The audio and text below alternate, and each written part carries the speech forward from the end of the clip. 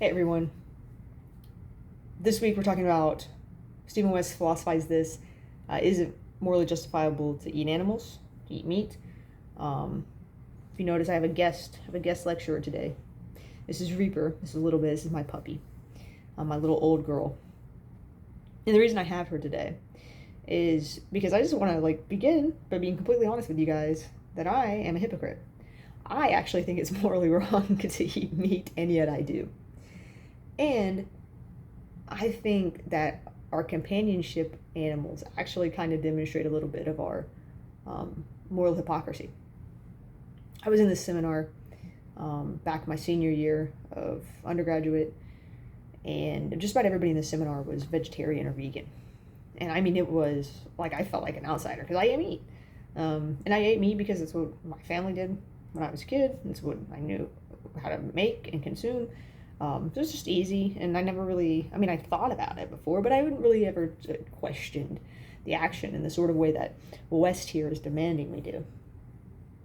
And we're in this Zoom room because it's during COVID with this famous philosopher named Peter Singer, and Peter Singer's a hardcore utilitarian consequentialist type of guy. And he hasn't eaten meat in decades. In fact, he has one of the funniest Facebook posts that I've seen from a philosopher. He's in Thailand and he's eating lab-grown chicken because no animals were killed to produce the chicken. And he's like, I have no idea if this tastes like chicken or not. Because he's not eaten meat in so long, right? And somebody asks, because they were all vegan and vegetarian, and they were vegan and vegetarian for moral reasons. They thought it was ethically wrong to eat meat. And they asked Peter Singer, hey, we don't eat meat because we think it's ethically wrong, but we have cats. Cats eat meat. Cats have to eat meat. Dogs have to eat meat. There are animals that cannot digest and consume and get their nutrients from non-meat sources, kind of like we can. So they're asking, hey, I own a cat. I think it's wrong to eat meat. Is it morally acceptable for me to own a cat? And Peter Singer was hilarious. He gave this answer, and he was like, look, the majority of you guys are buying, animals that were raised to be slaughtered and feeding that to your animals. So whether or not it's kibble or dry food, wet food, doesn't matter. You're buying food, you're buying animals that were raised to be killed and then killed for their meat. So owning cats is wrong. Then he says, but I own two. He says his kids wanted cats, so he owns cats. So what we see there is, okay, if it's wrong for any number of reasons to eat meat, and then it comes to the companionship animals, we don't have to have these animals. Sure, I can't imagine my life without Reaper here. The things that, she makes me a better person, she demands from me. I have to get up and take care of her. I would probably trade one of my siblings for Reaper here. But we don't need animals, right? They help. There's tons of research and studies that show that, but we don't need them. So you have a set of criteria, right? Is it wrong to eat meat? Okay, suppose you say, yes, it's wrong to eat meat for these reasons. Oh, but I own this cute little doggy that needs to kill salmon. That's her favorite. It's her favorite kibble is salmon. She needs it. So that's okay. See how the criteria shifts. And that's what West is getting to. Question to question, situation to situation, we use a set of criteria to make our moral judgments. And we act on that criteria. And that criteria really seems to shift very easily. And I pointed this out in previous modules, that it really seems like, hey, whenever it's convenient, whenever our desires conflict with what's right, it seems really easy for us to go with the wrong action and then later justify it. Oh, it's okay for me to buy animal products to feed to my dog because, well, look at all the good that she does for me. What West is getting at here is that this criteria is very important for how we frame problems and understand our actions. And if the criteria is so slippery that, we're willing to, change it whenever it's convenient, and it seems really strange and difficult to hold people accountable because we're so very inconsistent. What we really want is we'd want some sort of what we might call integration between our desires. And this is what he's talking about with Kant. Like, hey, a good person would actually get to the point where they could experience some happiness and joy at being virtuous, even if it clashes with what they want. And we see people like this sometimes, right? We want some sort of integration. We want our desires to match what we think is right and wrong. We want some integrity. We want to be what, in the South, in the Deep South, we might say that person is the same person on Saturday night as they are on Sunday morning.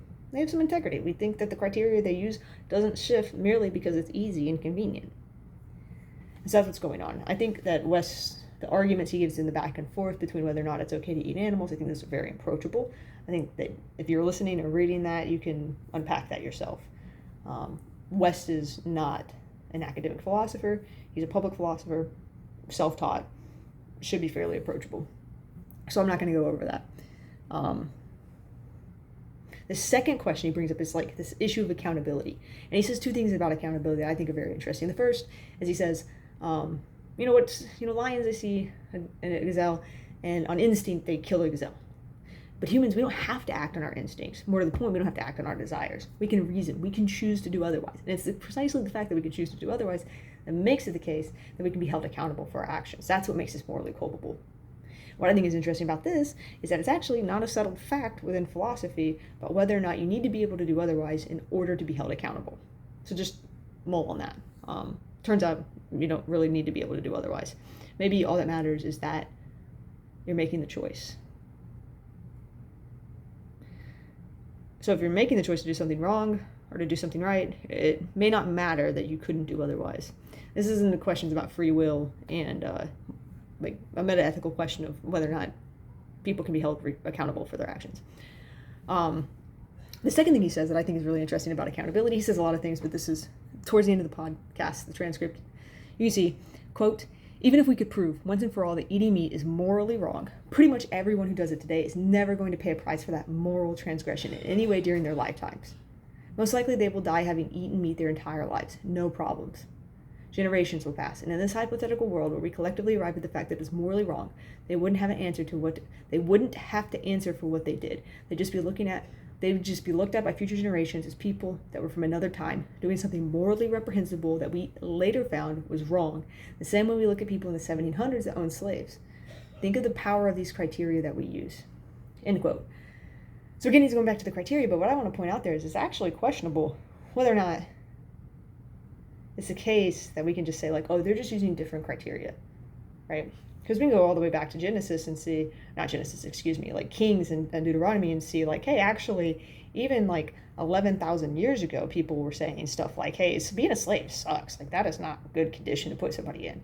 In the 1700s, there were abolitionists, right? There were people that were looking at the slave owners going, hey, that's wrong. Just like today, there are people that look at me and look at other meat eaters and say, hey, it is wrong to eat meat, and yet you persist. And so 100, 200, 300 years from now, people might look back and go, they had the available information, they just didn't care. Maybe they didn't understand. Maybe they were too arrogant to listen. Or maybe they just didn't care.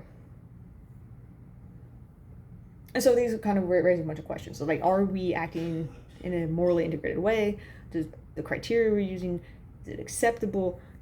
Or are we actually being responsive when somebody says to us like, hey, eating meat is wrong for these reasons, and we go, well, actually, I think it's right because of this reason, and then they can give us a response back to that, and we aren't, being faithful, good faith interlocutors here.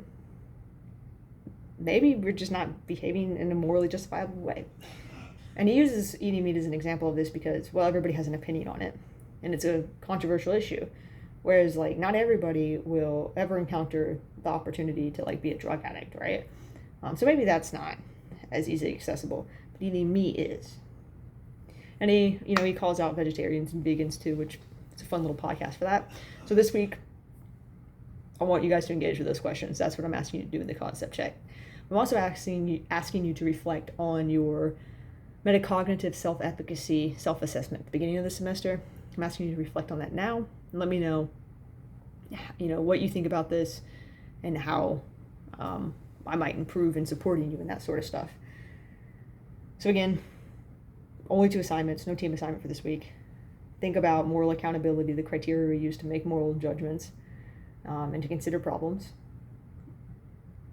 And then just tell me what you think. I look forward to hearing what you think. If you're traveling, be safe. If you're not celebrating Thanksgiving, and there's numerous reasons why you wouldn't, I hope you still take this time to rest and recover as we go into Dead Week and Finals Week. And I look forward to talking to you guys next week.